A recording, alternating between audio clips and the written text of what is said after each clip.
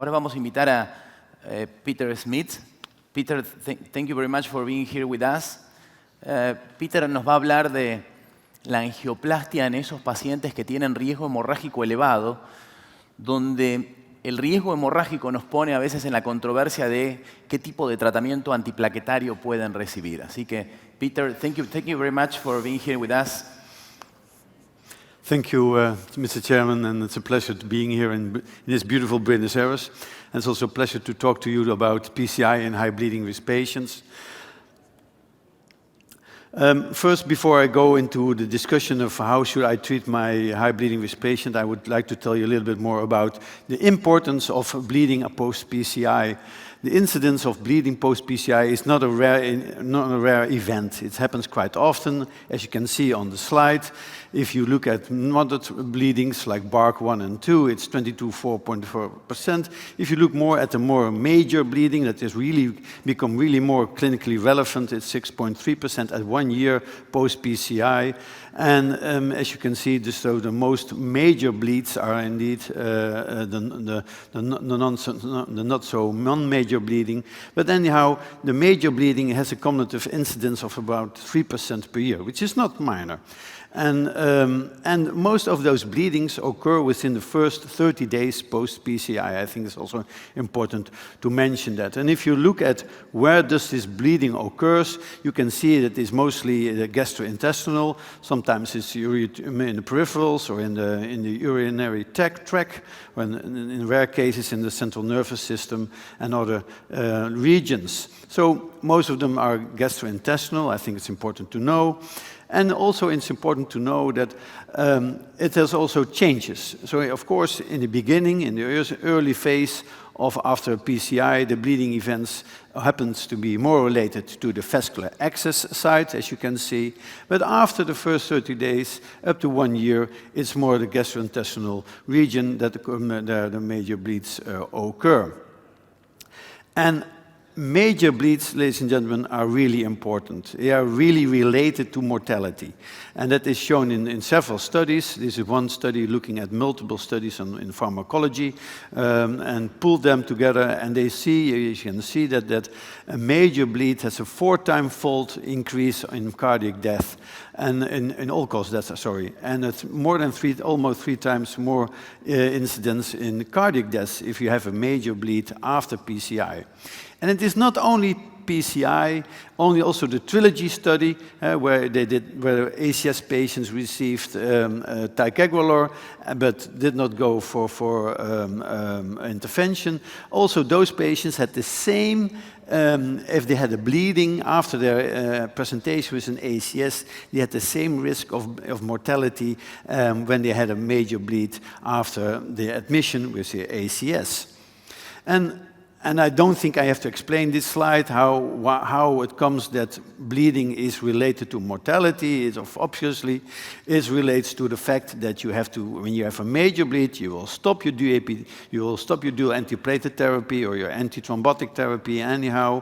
That will cause kind of rebound effect. You will cause more ischemic events.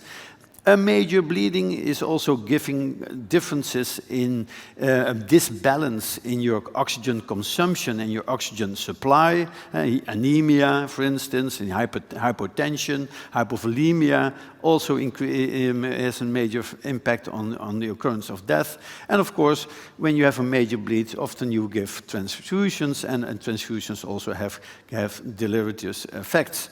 So it's quite clear that mortality is related to bleeding. Then there's always the question, if you stop dual antiplatelet therapy shortly after your PCI, that you might increase your ischemic risk. And that is nicely shown in this study, where you can see that actually the bleeding is a little bit above your ischemic risk, on your infarction risk, after you have a bleed and you stop your antiplatelet therapy. And that is also nicely shown on this study, that indeed the bleeding in the first phase, in the very acute phase, bleeding and your myocardial infarction or ischemic risk is more or less balanced. But within the first 30 days, from day 1 to 30 or from day 0 to 30, you can clearly see that bleeding trumps, is superior, it has more impact than your ischemic risk. Only after 30 days, it's the opposite. Then ischemic risk trumps the bleeding risk. So that is, I think, quite important to know that in the first 30 days following an ACS, bleeding is more frequent than reinfarction. And what's also important to know is that myocardial infarction and bleeding has the same impact on mortality. It's more or less the same. That has shown in several studies, looking at the impact of bleeding or a myocardial infarction that occurs after PCI, it has the same impact on mortality. But of course, there is some differences in bleeding, and as you can see on the right of this slide, you can see that it actually is more the bleeding that the 3B, the BARC 3B or BARC 3C bleedings that will really drive the mortality in those patients, and not so much the BARC 2 or the BARC 3A bleedings, which are BARC 2A is, of course, a non-major but clinically relevant bleeding, and the BARC 3 is a bleeding which we need some medical attention and transfusion, and it has an equal risk. After said this, you can understand that a lot of studies have been performed looking at whether we should decrease our dual antiplatelet therapy duration after PCI. And as you can see, this slide is maybe not fully complete, but it shows many studies that using different stents, different populations. Sometimes it's looking at HBR patients, high bleeding risk patients. Sometimes it only looks at high-risk patients or elderly patients. And on the right, you can see what the strategy was. We started most of the studies starting with 3 months DPT, like the big trials, like the TICO and the Twilight. 3 months DPT, and then continuing with a single antiplatelet therapy with a P2Y12 receptor blocker. In most cases, it was ticagrelor. In most cases, it was ticagrelor. Then there were a lot of studies that looked at 1 month DPT, in which after 1 month DPT, the single antiplatelet therapy was again a P2Y12 receptor, or sometimes an aspirin. And then even now, we are entering a field which I don't know what's going to be the outcome of it. I'm very curious, but also a little bit anxious about it, is that now we are entering also territory where we think that we don't need to do antiplatelet therapy, and that we only need a potent P2Y12 receptor blocker post-PCI. So leaving out the aspirin.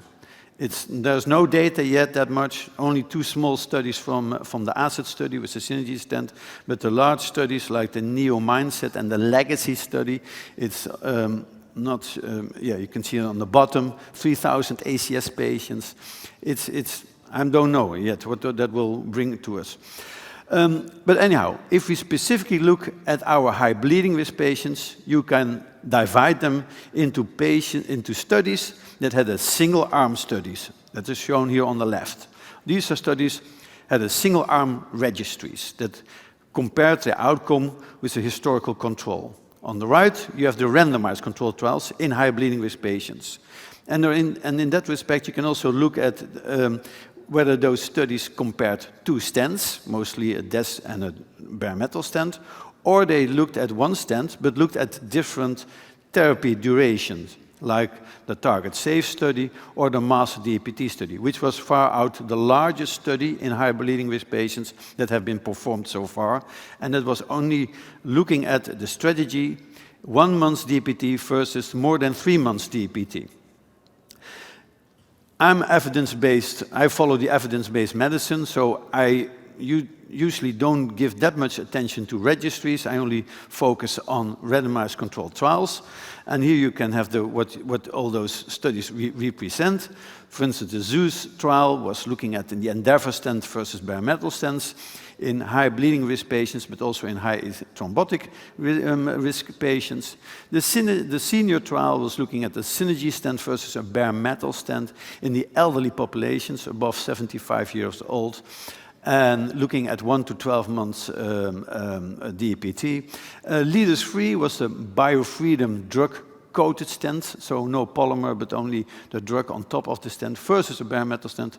The Onyx 1 was the Onyx ultra-thin stent versus the BioFreedom drug-coated stent. The BioFlow Adapt is the Osiro stent versus the Onyx stent. The Target Safe was the first, actually it's not the first, but it's one of the strategy studies looking at 1 versus 6 months DPT in high bleeding risk patients. The Master DPT, as I already told you, was only looking at the Ultimaster stent using 1 month DPT versus 3 months DPT. And then we have to compare 6080 HBR, which look at the ultra-thin strut stent versus the thin strut stent, the Ultimaster stent.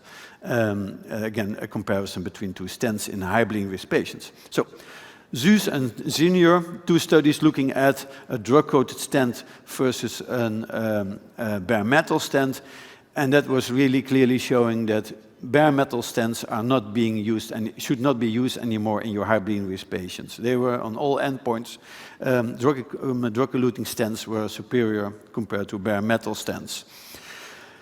Then next trial, and that was really the first really true trial that looked at high bleeding risk patients, was the Leaders 3 trial that looked at this drug-coated stent versus a bare metal stent, again showing that a drug-coated stent was superior towards a bare metal stent, again showing that we should not put bare metal stents anymore in our patients. Then one of the newer trials is the Onyx 1 trial, looking at the Onyx versus the drug-coated stent, and showing actually non-inferiority, equal outcome, as you can see on cardiac deaths, myocardial infarction, and stent thrombosis, and also on the individual components of the composite endpoint. No differences between both stents, showing actually that 1 month DPT with the Onyx stent, it was quite safe. Then the Master DPT trial came out that we published 2 years ago, showing that if you look at the patient as a whole and looking at NACE and all the endpoints, so the ischemic endpoints and the bleeding endpoints together, there was 1 month versus more than 3 months DPT did not have any impact on outcome for the patient, on ischemic events and bleeding events together. And if you then non-inferiority was met, we went to our second endpoint on ischemic events, only cardiac deaths, myocardial infarction and stroke, and surprisingly no difference at all in this large study with 1 month DPT versus more than 3 months DPT with the Ultimaster stent, and not surprisingly clearly benefit in the reduction of bleeding, clinically relevant non-major and major 3 and 5, BARC 3 and 5 bleeding together with a 1 month DPT. So. And we also looked at several subgroups, patients that have oral anticoagulation, complex slides, but in general you should remember that even in patients that are on oral anticoagulation and that are really truly high bleeding risk patients that are on OAC, vitamin K antagonist or a NOAC, are truly high bleeding risk patients. We see that this 1 month DPT strategy has equal ischemic protection and gives a reduction in bleeding. And if we also look at ACS patients, because it was such a large study, more than 4,500 patients, we also looked at the ACS population, and we saw, again, the same outcome, no increase in ischemic events, even in your ACS patients with 1 month DPT, and a significant reduction in bleeding and very consistent results. So what is new? The last trial that has been presented was the BioFlow Depth trial, looking at Osiro stent versus the Onyx stent at 1 month DPT, and that has been presented at the ESC. It was not truly a full high bleeding risk patients according to our current criteria, but nevertheless it can be considered as a high bleeding risk patient study, and showing non-inferiority of the Osiro stent in comparison to the Onyx stent. But as you can see, the event rates were very low, and the non-inferiority margin was 4.1%, actually higher than the primary endpoint. So this study has some limitations, I think. Then the last study that will be presented at the late-breaking trial session at TCT next week is going to be this study on high bleeding risk patients, where we specifically look at very ultra-thin strut stents and what thin strut stents, the ultimaster stent that was used in the master DPT study, and we looked at a short DPT strategy, and that will be presented next year. And actually, that was the first study that actually adopted the ARC-HBI criteria. Another study that will be coming out this year is this Target SAFE study. It's going to be, again, an interesting study because it compares 1 month versus 6 months in a placebo-controlled trial, whereas the other studies were open label. This is placebo-controlled, and I think that's going to be also an interesting study to look at in the future. So, ladies and gentlemen, in summary, how would I treat my high bleeding risk patients? First of all, I'm evidence, as I told you, I'm a believer of evidence-based medicine. So I would choose one of the proven that has stents like the Ultimaster, the Onyx, or the Ocero, and nowadays, and also the BioFreedom stent. I would definitely go for 1 month DPT. I think it's safe. It really significantly reduced bleeding, which is important, with the only exception that if you have a bifurcation lesion with a two-stent strategy, I would extend my DPT to 3 months. And then after the DPT period, I would continue with a single antilymphatic therapy with ticagrelor or clopidogrel as monotherapy based on the clinical presentation or complexity of the procedure. Thank you for your attention. Gracias, Peter. Come here. Hay un micrófono, por si acaso alguien del público tiene alguna pregunta o algún comentario, siéntanse libre, y ahí creo que está, no sé si Rocío, con micrófono, así que nomás levanten la mano y los dirigimos. Así que abrimos la mesa de discusión, fue una sesión bien picante, le puso mucha pimienta Mariano, y así que me gustaría empezar a discutir. Juan, ¿algún comentario, alguna pregunta? Muchas gracias, Fernando. Bueno, definitivamente la primera pregunta va a ser para nuestro invitado.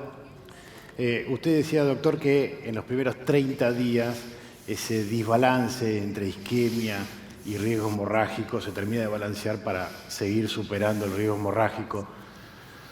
Dado las fallas que tuvimos en algunas monoterapias con clopidogrel, luego de esos primeros 30 días post-angioplastias, inclusive en el contexto de angioplastias programadas, ¿usted se siente absolutamente cómodo de usar clopidogrel monoterapia después de esos 30 días o con algún antiagregante más potente?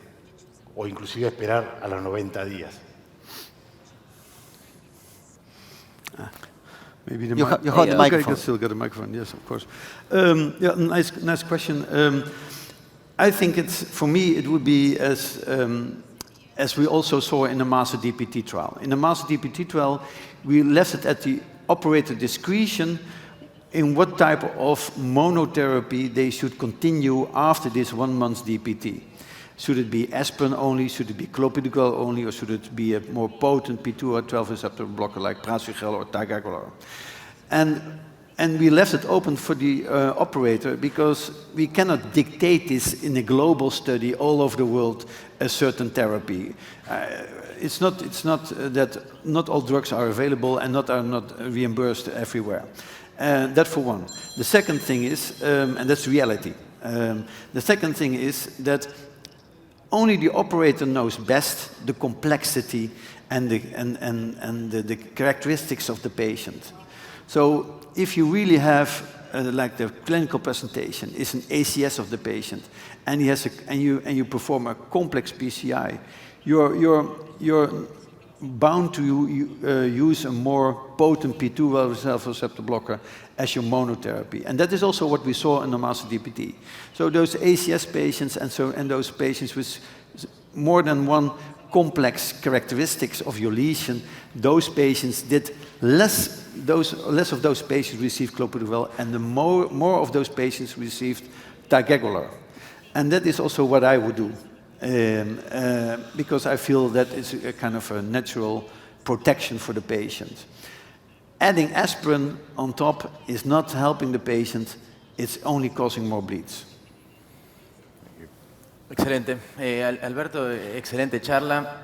Creo que de alguna manera enfatizaste la importancia del tratamiento médico. El tratamiento médico que, como bien vos lo dijiste, puede ser una alternativa terapéutica única o puede ser una alternativa terapéutica en conjunto con la revascularización. Entonces, la pregunta que muchas veces nos hacen los médicos es: ¿cuál es ese tratamiento médico que vos le indicás a tus pacientes en consultorio? O sea, el tratamiento médico para reducir síntomas y el tratamiento médico para reducir eventos. Gracias, Juan. Muy interesante, primero, el tema del tiempo, ¿no? Los tiempos de la antiagregación es un tema importante y es un motivo de preocupación, sobre todo por los efectos colaterales que por ahí nosotros nos parecen como una necesidad, una obligación que los tengan que tener, pero en muchos casos pequeños contactos. Así que creo que es importante definir y por ahí después reforzar un poco esto de los tiempos de la monoterapia, de la doble antiagregación. Con respecto al tratamiento médico óptimo, que es una muy buena pregunta, cuando uno lee la bibliografía ahí debe haber 9, 10 formas distintas de tratamiento médico óptimo, sobre todo mirando los estudios clínicos randomizados y mirando cuáles son los criterios de inclusión. Pero claramente aspirina, beta bloqueantes en particular con más evidencia metoprolol, pero bueno, también usar algún hidrosoluble como la atenolol, tener estatinas en dosis altas, los inhibidores de enzima convertidora, los nitritos son los elementos que yo considero como tratamiento médico óptimo.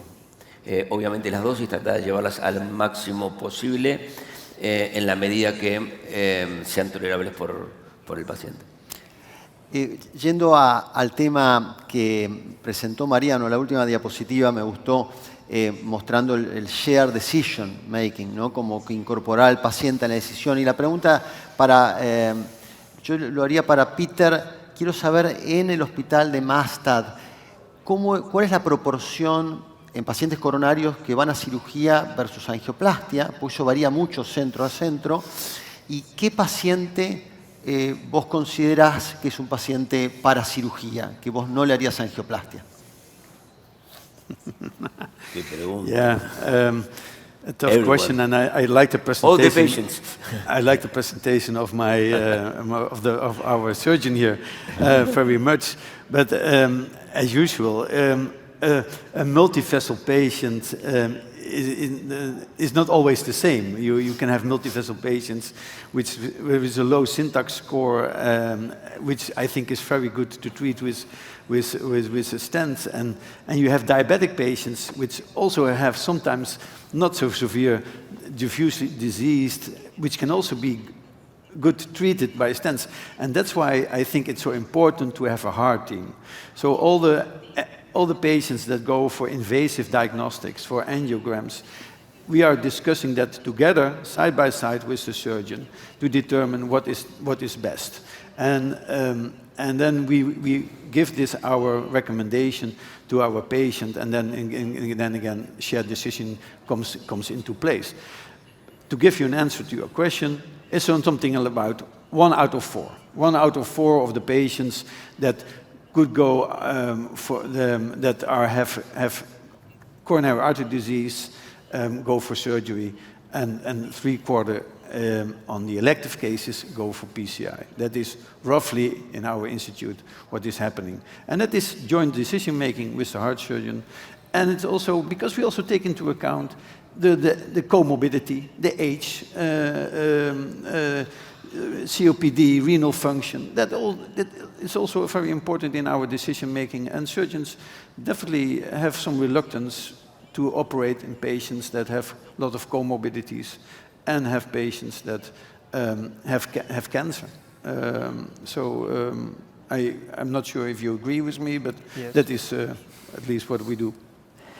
Yo creo que, Fernando, el incorporar desde el consultorio el syntax y mirar el syntax, que creo que está al alcance de cualquiera de nosotros, es un elemento de muchísimo valor. Pacientes con syntax bajo parecerían más candidatos en general a procedimientos menos invasivos y los de syntax altos sin duda más para cirugía. Y en el medio está la discusión, porque también hay que comenzar hablando ya todo matemático, el STS o Euroscore, y empezar a poner también los riesgos que puede implicar un procedimiento en cuanto al riesgo quirúrgico o al riesgo de la angioplastía que representa. En fin, me parece que está en el criterio, pero también en poder manejar estas variables de alguna manera matemáticas que te dan datos concretos en cuanto a una cuestión de probabilidad. No necesariamente que le vaya a correr a ese, pero por lo menos uno puede compartir con el paciente la decisión en función de datos, ¿no?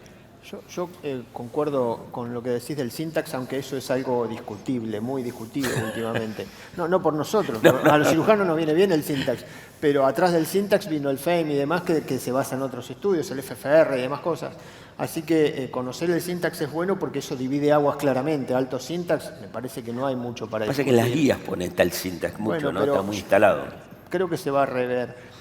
Lo que creo es que, por supuesto, que las comorbilidades son un dato absolutamente importante. Si el paciente es añoso, tiene disfunción renal y tiene poca expectativa de vida, me parece que la angioplastia, en ese caso, juega su rol y es mejor incluso que la cirugía. Ahora, en un paciente joven, con lesión de múltiples vasos, con una expectativa de vida larga, poder ofrecerle una cirugía multiarterial, que sabemos que es mejor, a pesar de que no haya estudios randomizados que lo digan, pero sabemos por la práctica diaria que es mejor.